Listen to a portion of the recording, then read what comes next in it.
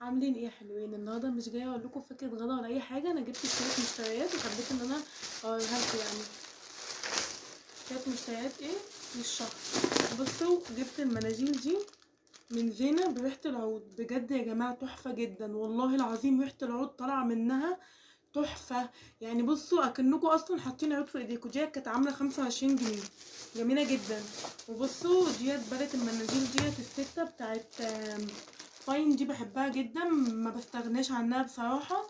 دي كان عليها عرض برضو، كانت عاملة 45 جنيه بدل 66. جبتها برضو لاني بحبها جدا مناديل زينة دي. بصوا جبت البرجر ديت من عند بيت الجملة، بحب البرجر بتاعتهم جدا، بحبها قوي قوي يعني. كانوا عاملين الاربع قطع 60 جنيه. وجبت نواعم ده لقرة عيني بيحبه جدا، ده كان عامل 25 في 6.